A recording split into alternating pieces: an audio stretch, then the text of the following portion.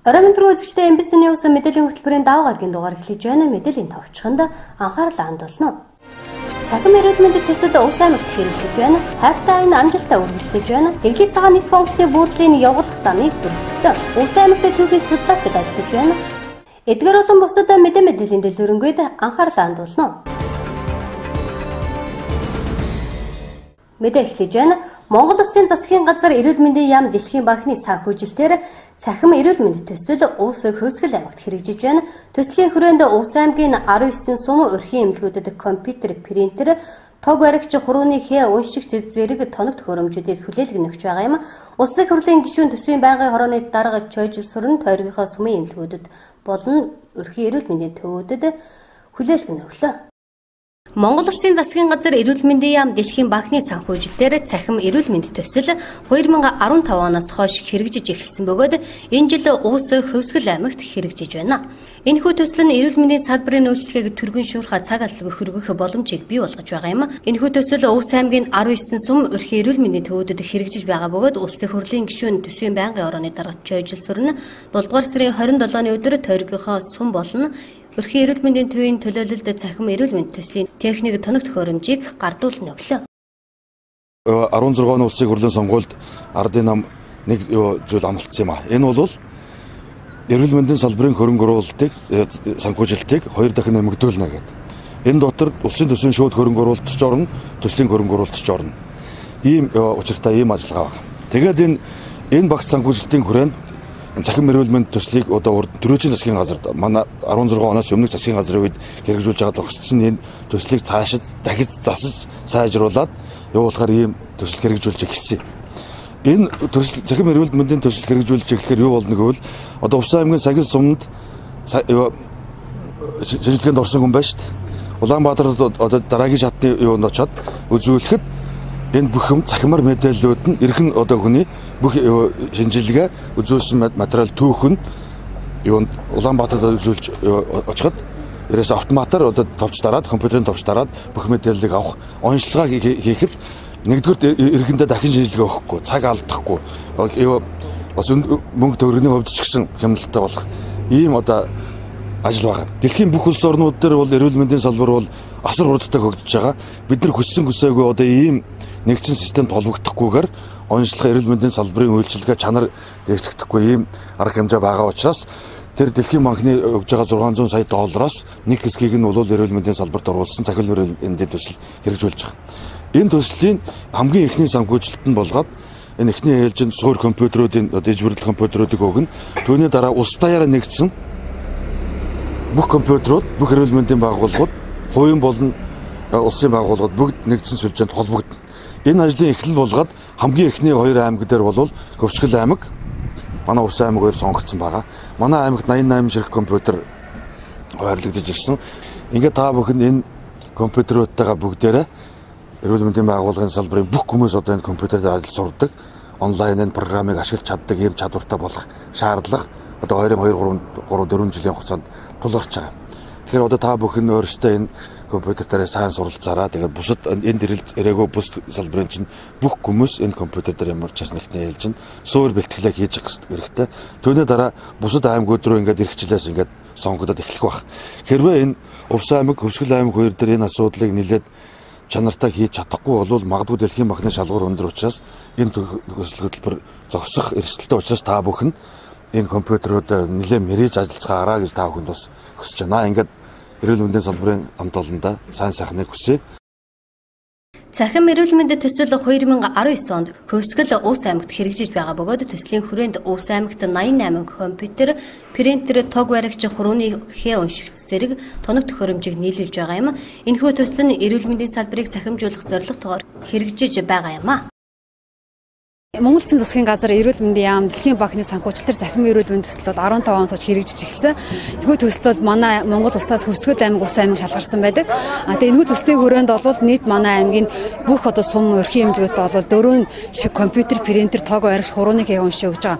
Яагаад ингэж өгж байгаа юм бэхээр ерөнхийдөө цаашд бол эрүүл мэндийн салбарыг цахимжуулах одоо бидний бүх одоо стор түүх одоо бүх юм цахимж шилжих. Одоо бол бүгд цаасаар явж байгаа. Тэр цахимжлах зорилготойгоор ингээд хангана гэдүүлж байгаа маа. Өнөөдрийн арга хэмжээ бол улсын хурлын гишүүн төсвийн байнгын орны дарга соёл цэргийн гишүүний одоо тойргийн сумууд бол өнөөдөр хүлээн авч байгаа. Бусад сумууд бол сая хүлээгээд өгсөн байгаа. Тэгээ өнөөдөр бол Давс Сагил 100% цагаан архын баруун түрүүн сумд хүлээж авч байгаа маа. Энэ бол цааш тул манаас таалбар бүгдээ захимжих юм зорилтоор хэрэгжиж байгаа гэдэг бол дахин давтаж хэлье.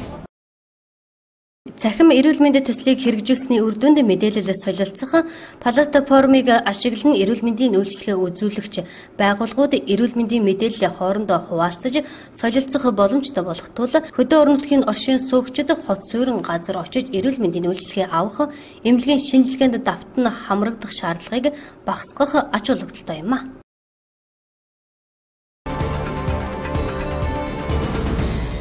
Дараагийн мэдээ Монгол Улсын ерөнхий сайдын ивэлдор хэрэгжиж буй иргэдийг соён гэгэрүүлэх түүний дотор залуучуудад зөв ухамсар хүмүүжлийг төлөвшүүлэх зорилготой хурд хамтлагийн санаачилсан соён гэгэрлийн хайртай аян 7 дугаар сарын 27-28-ны өдрүүдэд Увс аймагт хэрэгжлээ.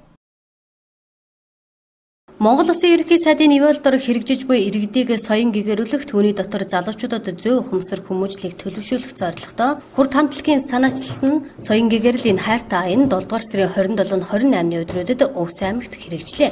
Төслийн багийнхныг Увс аймгийн засаг даргын тамгын газар Ойрд театрын уран бүтээлчид болон Увс нутгийн зон олон маршал Юмжаагийн цэдэн балын талбайд 7 дугаар сарын 26-ны өдөр бүтэн авсан юм. Төслийн багийнх нь аяны хүрээнд 21 аймгийн онцлогийг харуулсан нэвтрүүлгийн зураг авалтыг Юмжаагийн цэдэн балын талбайд хийлээ. Увс аймгийн нийт ард иргэд Улаангом хотынхон нийт залуучууд найз нартаа энэ өдрийн мэндийг хүргье. Манай хайртай аян зорин одоо ирлээ. Ер нь баруун аймаг гарсан хар хорноос эхлээд хар хорин өөр хангаа тэгээд говьалтай аюулгүй ховд одоо өчигдрөөрөө маш сайхан боллоо. Тэгээд өнөөдөр хүрэлцэн ирлээ. Бид бүхний санаачилсан хайртай аяныг Монгол Улсын ерөнхий сайд хунагийн хүрэлцэх одоо ивэлдор дэмжиж ер нь одоо энэ хөдөө орон нутгаар явах энэ үйл ажиллагааг минь одоо цаг үе олсон их тийм сайхан ажил болж гинэ гэдгийг одоо бид бүхний энэ явсан газар болгоны аймаг болгоны энэ ард түмний хүлээж авж байгаа хүлээсэн сэтгэл мөн одоо бид бүхэнтэй хийж байгаа энэ үйл ажиллагааны төгсгөл хэсэг ер нь одоо ингээд өндөрсөний дараа эргээд уулзах ч гэсэн хүмүүс маань маш их сайхан сэтгэл өндөр байна. Тэгээд үнэхээр энэ цаг үед бид бүхэнд энэ соён гэгэрлийн энэ үйл ажиллагаа бид бүхэн соёлжих, бодох, Монгол хүнээ хайрлах, Монгол хүнээ дэмжих, Монгол хүнээ одоо өргөмжлөх, бие биендээ туслах энэ үйл ажиллагаа бол ерөнхийдөө нэг жоохон гундаад байна уу да, арай л нэг дутагдаад байна уу да. Тийм учраас энэ хайртай аяныг хийсэн. Хайртай гэдэг үгийг би ер нь хизээ хамгийн сүүлд хэлсэн бэ гэж манай үзэгчид бас найзууд минь бас бодох ёстой юм. Энэ цаг үе одоо маш их хайр хэрэгтэй байна. Монголд хайр хэрэгтэй байна. Бид бие бинийгээ хүндэтгэх хэрэгтэй байгаад байна. Тийм учраас энэ явсан газар болгоны минь одоо олон Монголын ард түмэн байна. Маш их сайхан аймгийн одоо олон мянган үзэгчд маань одоо сэтгэл маш их өндөр байгаад одоо бид бүхэн маш их баяртай байна. Урлаг дүү хөгжмөөр дамжуулан нийгэмд гэрэл асаах соён гэгэрүүлэх зорилгоор Монгол Улсын ерөнхий сайдын ивэлдор орон даяар хэрэгжиж буй хайртай төслийн багийнх нь Хилийн цэрэг цагдаа онцгой байдлын газрын албан хаагчдыг хамруулан эрх хүний ноён нуруу сэдвт уулзалт ярилцлагыг зохион байгуулж халуун талаан сонирхолтой яриа өрнүүлсэн юм. 7 дугаар сарын 28-ны өдөр аяны хүрээнд хөөгүүдийн уулзалтыг зохион байгуулж эх орон гэж юу вэ гялалт ялагдлын мөн чанар гэр бүл эх орноо хамгаалах хайрлах үүрэг хариуцлага зэрэг сэдвээр хөөгүүдтэй уулзалт яриа өрнүүлсэн бол аяны хаал эх орны хиймор шоу цэнгүүнээр өндөрлсөн юм а.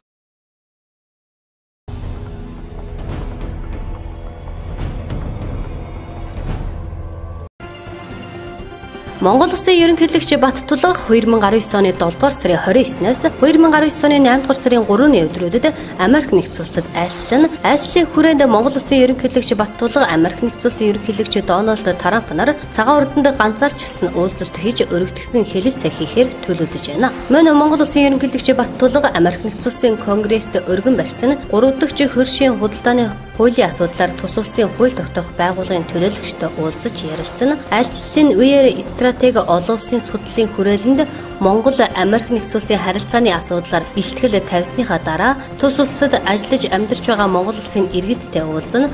Айлчлалаар аюулгүй байдлыг бэхжүүлэх хоёр орны хөгжил дэвшлэлийг дэмжихэд чиглэсэн Монгол улс Америк нэгдсэн улсын хамтын ажиллагааг гүнзгийрүүлэхэд анхаарах юм. Айлчлалтай холбогдуулан цагаан ордноос гаргасан мэдээлэлд Америк нэгдсэн улсын ерөнхийлөгч Дональд Трамп 2019 оны 7 дугаар сарын 31-ний өдөр Монгол улсын ерөнхийлөгч Халтмаагийн баттуулгыг цагаан ордонд хүлээн авч уулзсан. Энэхүү айлчлал нь Америк нэгдсэн улсын Монгол улсын хамтын ажиллагааг гүнзгийрүүлэх хоёр орны хөгжил цэцгэлэлд аюулгүй байдал найрамдалтай харилцааг бэхжүүлэхэд чиглэгдэн. Мөн Америк нэгдсэн улсын ерөнхийлөгч Дональд Трамп Монгол улсын ерөнхийлөгч Баттулганаар энэтхэг Аз номхон далайн бүс нутгийг тогтвортой байлгах, хоёр орны тогтвортой түншлийг хангах зорилготойгоор батлан хамгаалах аюулгүй байдал, худалдаа хөрөнгө оруулалт тусгаараа тогтнолох хууль дүрмийг сахин дээдлэх зэрэг асуудлыг нээлттэй хэлэлцэнэ.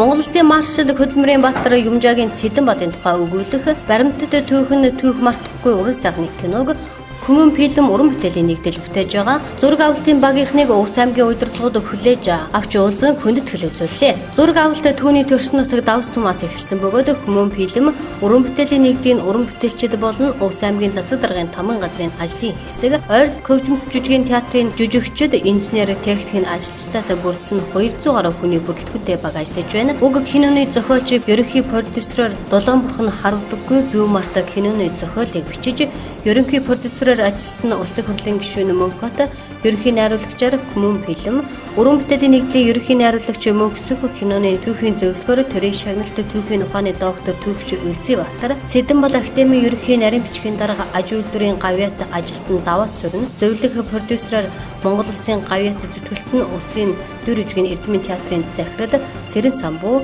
ерөнхий найруулагчаар Баттулга Дорж Сүрэн нар ажиллаж байгаа бөгөөд уг киног энэ ондоо багтаан үзэгчдэд хөргөн хэмээн төлөвлөж байгаа юм а. Цэдэн балаа гэсний баг залуугийн дүрийг залуу жүжигчин Саруул, эдгээр насны дүрийг улсын драмын эрдэмийн театрын жүжигчин Соёлын тэргүүний ажилтан Амгалан Баатар, Ахмаг үеийн дүрийг төрийн шагналт гавьяат жүжигчин Төмөр Баатар нар амьлаж байна.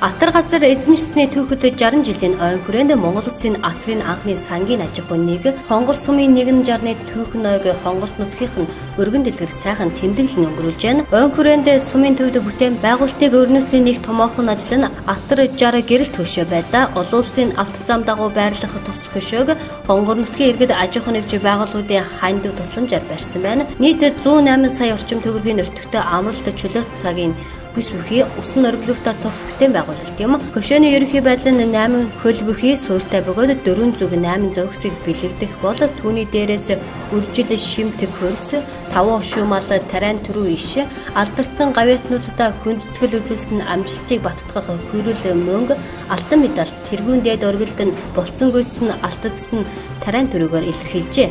Энэхүү түүхэн ойг илтгэхэд хөшөөг дархан нутгийн зураач урчуудын асар тэнгэр төрийн бус байгууллагын 8 уран баримлч 1 сар гаруй хугацаанд хийж гүйцэтгэсэн байна. Хөшөөний нээлттэд хонгор сумын үеийн засаг дарга, иргэдийн төлөөлөгчдийн хурлын даргаар ажиллаж байсан нь Атарчдын анхны төлөөлөл сумын удирдлага иргэд хөтлөгчд өргөнөөр оролцжээ.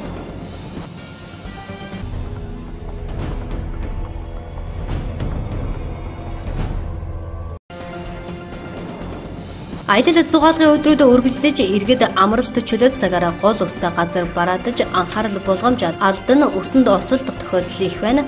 Амралт зугаалгын оргил үе гэж хэлж болох 7 дугаар сард усны ослын тоо нэмэгдэж 25 хүн усны ослоор амь насаа алджээ. Монгол улсын хэмжээнд 2019 оны 7 дугаар сарын 23-ны өдрийн байдлаар 13 аймгийн 36 сум нийслэлийн 6 дүүрэгт усны ослын нийт 68 тохиолдол гарч 59 хүн амь насаа алдсан байна. Эдгээрийн 50 том хүн 9 зохиогдоход байгаа юм. Мөн нийтийн бүртгэгдсэн усанд осолдсон тохиолдлын 88%-ийг эрэгтэйчүүд эзлэж байна. Амралт зугаалга эхэлсэнтэй холбоотойгоор усны ослын тохиолдол нэмэгдэх хандлагатай байдаг. Энэ жил мөн ялгаагүй байна. Тухайлбал эхний 6 сарын байдлаар нийтдээ 34 хүн усанд осолдсон гэсэн тоо мэдээлэл гарч байсан бол 7 дугаар сар гараад хүмүүсийн амралт аялал зугаалга эхэлснээр усны ослын тоо нэмэгдэж зөөхөх нь энэ сард 25 хүн усны ослоор амь насаа алдсан байна. Усны ослын тохиолдлыг шалтгаанаар нь англиад үүсгэхэд аялаж зугаалж яваад амь насаа алдсан тохиолдол нийт ослын 51%-ийг эзлэж байна.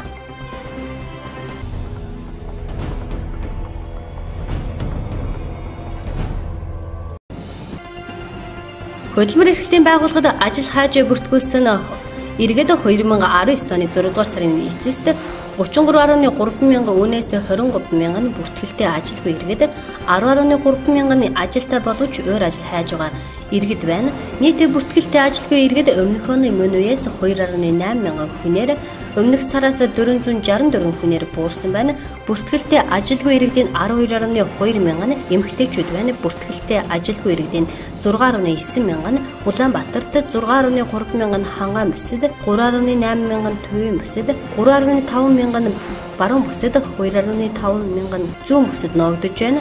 Нийт болон хөгжлийн бэрхшээлтэй бүртгэлтэй ажилгүй иргэд бүсээр дүнд эзлэх хуваар 2019 оны 6 дугаар сарын эцэст улсын хэмжээнд бүртгэлтэй ажилгүй иргэдийн 471 хөгжлийн бэрхшээлтэй иргэд байгаа бөгөөд 234 эмэгтэйчүүд байна. Аймаг нийслэлийн хөтөлбөр эрхлэлтийн байгууллагад 2019 оны 6 дугаар сард ажилгүй 39.5 мянган иргэн шинээр бүртгүүлж бүртгэлтэй байсан 10.3 мянган иргэн ажилд зуучлагдсан орж 31.2 мянган иргэн ажил идэвхтэй хайхгүй байгаа шалтгаанаар бүртгэлээс хасагдсан байна. Өмнөх оны мөн үеэс шинээр бүртгүүлсэн ажилгүй иргэд 4 мянган хүнээр ажил идэвхтэй хайхгүй байгаа шалтгаанаар бүртгэлээс хасагдсан иргэд 2.1 мянган хүнээр буурч ажилд зуучлагдсан орсон иргэд 439 хүнээр өссөн байна. Хөтөлбөр эрхлэлтийн байгууллагад шинээр бүртгүүлсэн ажилд зуучлагдсан орсон иргэд жил бүрийн эхний хагас жилд хөтөлбөр эрхлэлтийн байгууллагад 2019 оны 6 дугаар сард 9110 хүн шинээр бүртгүүлсэн бөгөөд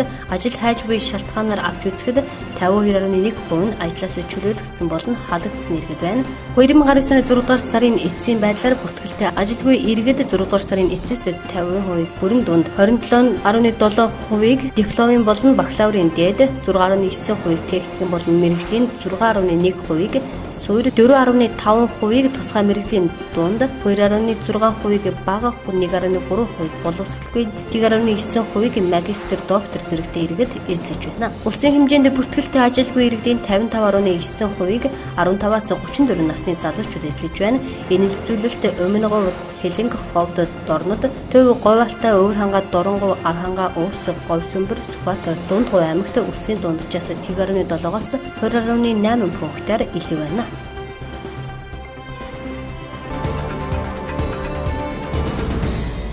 Дараагийн мэдээ. Дэглий цагаан нисэх онгоцны буудлын хүчин чадлыг нэмэгдүүлэх дунд оврын болон тэрэлтэд хөдөлгөөртэй агаарын хөлгийг хүлээж авах нөхцөл боловцоог хангах зорилгоор өнгөрсөн жилээс өргөтгөлийн ажлыг хийж эхэлсэн байдаг. 500 сая төгрөгийн төсөв төртөгтэй нисэх онгоцны буудлын өргөтгөлийн ажил хийгдэж дууссан бөгөөд улсын комисс хүлээж авахд бэлэн болжээ. Дэглий цагаан нисэх онгоцны буудлын хүчин чадлыг нэмэгдүүлэх дунд оврын агаарын хөлөг болон тэрэлтэд хөдөлгөөртэй агаарын хөлөг хүлээн авах нөхцөлийг бүрдүүлэх зорилгоор 2018 оны 7 дугаар сараас эхлэн нисэх онгоцны буудлын өргөтгөлийн ажлыг хийсэн байдаг. Өргөтгөлийн ажлыг улсын төсвийн 500 сая төгрөгийн хөрөнгө оруулалтаар хийсэн бөгөөд өнөөдөр өргөтгөлийн ажилд улсын комисс ажил нь байнгын ашиглалтанд хүлээн авлаа. За, явуулах замыг өргөтгснээр манай нисэх буудлын хүчин чадал илүү сайжирч дунд оврын агаарын хөлийг тэрэлт хөдөлгөөртэй агаарын хөлийг хүлээж авахд ямар нэгэн асуудал гарахгүй техникийн талаас юм нийцж байгаа гэсэн үг юм байна. Улсын комисс хүлээж авах улсын комисс ажиллаа галз дээр үзлээ хийлээ. Одоо ингээ ороод хуралдаад ерөнхий дүгнэлтэд хэлээд шийдвэр гаргах баха. Хөөрч буух зурвсын хүчин чадал маань сайн зурваст орж явдаг. Орон нутагтаа байгаа нэлээ хатуу уучлалтай зурвасны хүчин чадал сайтай нисэх буудлд ордог. За энэ нь бол яар тодорхой хязгаарлалтай хүрээнд агаарын том оврын хөлөг онгоцыг хүлээж авах шаардлага хэрэгцээ гардаг. Тэр одоо хэрэгцээг л одоо бүрэн хангаж чадж байгаа гэсэн үг. Тэгж онгоц хүлээж авч чадахгүйгээр бид нар одоо тэр наашин нэргэж зогсоол дээрээ зогсож чадахгүй. тиймэрхүү асуудал тулгарч ирснээс үүдээд энэ өргөдлийг хийх техник шаардлага үүссэн байна. За дэглээ цагаан нисгүүтэл бол стратегийн хувьд нэлээд хөгжих боломжтой ийм нисгүүлд одоо тооцогдоод судалгааны ажил төслүүд хэрэгжээд явж байгаа. За олон улсын статусын асуудал маань одоо хөлийн бомбын зөвлөлийн хурлаар тогтвол шийдвэр нь гарчихсан дэмжигдсэн байдлаар одоо намар одоо улсын хурлаар орж хэлэлцэхэд одоо асуудал эцэслэж шийдвэрлэгдэх юм байгаа. За дэглээ цагаан нисгүүл яг одоогийн хүчин чадал гэх юм бол цагт 100 хүнд зорчигчд үйлчлэх хүчин чадал бүхэн юм байгаа. За ер нь бол ирээдүйд бид нэр одоо төрөөс иргэний агаарын тээврийг хөгжүүлэх юм бодлогын баримтч дурдсанаар бол дэглээ цагаан нисгүүл маань цагт 250 хүн зорчигч хүлээж авах боломжтойгоор хөгжих ийм төсөл явж байгаа. Нисэх онгоцны буудлын өргөтгөл өнгөрсөн 9-р сараас эхэлсэн бөгөөд бетон нь дэвсэлтэй учир хүйтний улирал эхлэж 11-р сард төр зогсож 5-р сараас эхлэн өргөтгөлийн ажил үргэлжлэн 6-р сар 24-нд Ус Азцаа төрийн өмчит хувьцаат компани ажлыг гүйцэтгэж дуусгасан байна. Тус өргөтгөл нь 800 метрийн урттай хийгджээ. За энэ ажил маань 18 оны 9 сарын 7-нд анх яг бидний талбай дээр бууж ирэл эхэлжсэн. Тэгээд энэ ажил маань бетон дэвсэлтийн ажил маань бол яг л 10 сарын 1-ээс эхэлсэн. Тэгээ хамгийн сүүлд бол 11 сарын 1-нд бид нар буусан энэ ажил маань бол тал хувь 80%-тай буу хийгдэл буугцсан. Тэгээ нөгөө цагаагаар улам хүүтрээд цааш нөгөө бетон дэвсэх боломжгүй болсон учраас тэгээд буугаад тэгээ сая 19 оны 5 сарын 5-наас эхэж дахиж нөгөө газар шорооны ажил хийгдээд тэгээ сая 6 сарын 24-нд дуусаал байж байгаа ажилтай. Нийт одоо M500 маркийн буюу энэ онгоцны яг 24 см-ийн өргөнд зузаантай тийм арамтуурчтай тийм юу маань бол нэг 560 м3 буюу нэг 2340 орчим метр квадрат 24 см-ийн зузаантай бетон. Тэгээд хоёр талтай хөвөө болохоор нэг 2660 м квадрат нийтдээ нэг 10 см-ийн зузаантай тийм л бетон дэвссэн дээ. 800 метр урттай. За ажил бол ерөнхийдөө одоо нэг 98% одоо улсын комисс хүлээж авсны дараа энэ ажлын нөгөө будгийн тэмдэглэгээ шилжих ажил байгаа. Тэгэл одоо тэр ажлыг хийгээл тэгээд энэ ажил ерөнхийдөө хөрөнгөж дууссан гэж 100% болж байгаа юм л да. За тий энэ бол бас хоёр төрлийн стандарт барьж ажилласан л да. Бид нар нэгт ерөнхийдөө зураг төгсийн техникийн шаардлагыг барьж ажилласан. Хоёрт болохоор энэ нисхийн бас нэг өөрсдийнх нь аюулгүй нэг тийм аташ гэдэг тэрнийг нь баримталж бас бид нар ажиллаж бүх юмаа зохицуулж хийсэн дээ хэрэгтэй. Өргөтгөл хийгдснээр уг нисэх онгоцны буудлын хүчин чадал илүү сайжирч дундуурын агаарын хөлөг тэрэлттэй хөдөлгөөртэй агаарын хөлөг хүлээн авах боломж бүрдэж байгаа юм а.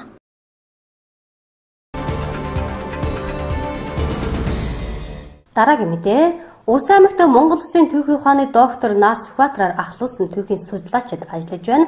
Далай хаан түмэн дэлгэрж авын мэндэлсний 145 жилийн энэ жил тохиож байгаа бөгөөд түүхчид судалгааны шинжилгээний ажил хийхээс гадна Улс аймгийн музейн хамт олон далай хаан түмэн дэлгэрж авын зургийг гардуулж түүхийн шинжлэх ухааныг хөгжүүлэхэд гар бие оролцож яваа залууст тод үсгийн сүр хүчгийн номыг гардуулан өглөө. Улс аймагт Монгол Улсын түүхийн ухааны доктор Нас Сүхбаатараар ахлуулсан түүхийн судлаачид ажиллаж байна.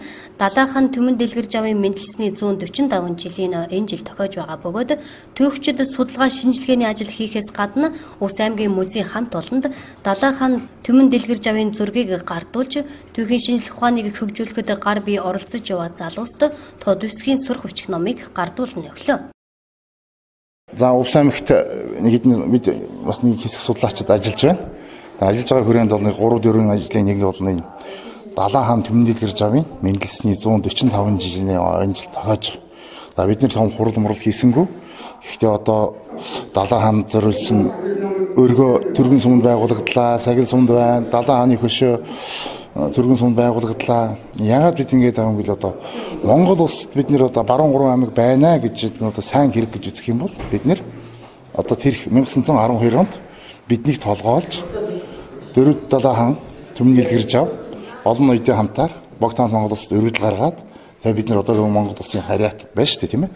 Тиймээс далай хааныг заавал судлах шаардлагууд байх. Тэгээ бид нэр сүүлийн 10 жил судалж байгаа 2 ном гарлаа. Хурлууд хийлээ. Нэлээд юм хийж байна. Тэгээ тодорхой хэмжээний амжилт байна. Гэхдээ бид нэр дахин ажиллах шаардлагатай гэсэн тэмдэглэл өгч байгаа юм. За өнөөдөр бид энэ Улс аймгийн музей модон жил тэр 70 жилийн хаан хүрээнд нэгэн том үзүүрийн шинжилт хийгдсэн. Энэ шинжилт дотор энэ дөрөв далайн хаантай холбоотой олон зургууд зураг зурагдсан, үгийн бичгүүд хийгдсэн. Тэгээ би сая энд музейд бол энэ тэр зургийн их зургийг авчиж өгч юм л да. Ийм бол гандан хийдээс олдсон. Одоо бүхэн шитэнтэй олон зургууд, хуучин зургууд дотроос хойдолтны далайн хангаад нэр биччихсэн. Энэ нь бол наадлын хүн нь бол жаалам дамжиж анцсан. Жааламыг энэ анхудаа ингээд ёслын хувцастай, төрийн ёслын хувцастай ингээд дээлтэй. Тэгээд далайн хандамд нь дараа нь жалтан цогцогдсон ингээд нэг захтан цогсон юм гой зураг. Тэгээ ийм ажлууд хийх чинь. Энэ Увс аймгийн музей дээр бид эрэхтэй бас олон сүүлийн үед бидний тод усгийн сурах бичиг, тойл бичиг, үнших бичиг гаргалаа. Маш олон судлаачдын олон 10 жилийн судалгааны үр дүн болж ингээд тод усх сургалтын цогц гэргэлтгүйн гаргасан 4 дэвтэр. Энийг бол би дагаад унших маш боломжтой. Надаа бидэнтэй харьцаад энэ зураг энэ номуудыг бол авах боломжтой байна. Бид бол зөвхөн судалгаа болон номны зардлага хоёрыг нийлүүлээд 10 мянган төгрөгөөр ингээд оройс нэг хэвлэхэн зардлаар ингээд хүмүүст хүрэх санаатай байна. Тэгээ бидэнтэй холбогдоод тэр номуудыг аваараа. Бид бол том шинжилгээ хийж чадсан. Ягаад гэвэл компьютер зориулсан тод усгийн тиг хийсэн. Энэ бол маш сайн зүйл. Тэг юм бас олон хувилбартай. Шууд компьютерт бичнэ. Түүнээс гадна бидний маш сайн сургалтын хэрэглэх юм болох тэр сурахч хийсэн. Сурахч бол маш одоо хадмаг, шинжаа, манад гарсан өмнөх сурахчид бүгдийг ашигласан хамгийн шилдэг аргыг хэрэглэсэн байгаа. 10,000 хүнтэй тойлож гэлээ. За ингээд унших хүч гэлээ 2 бот. Энэ бол одоо бас бидний одоо доктор төвшин төгсөргөөтэй олон нэрдэнд бидний олон жилийн судалгааны үр дүн болоод ингээд номынхаа дээжийг бас музейд яргээ сайхан улсын нэрдэгтэн хүмүүст ингээд байрж байгаа дэх баяртай байна. Дөрвөд Далай хаан Түмэн дэлгэр жавын мэндэлсний 145 жилийн он хүрээнд түргэн суманд Далай хааны өргөө, сагил суманд Далай хааны хөшөөг байгуулсан байдаг. Мөн нас Сүхбаатар лачтайгаа хамтран тод үсгийн сурах бичиг, тойл бичиг, унших бичиг номыг гаргажээ.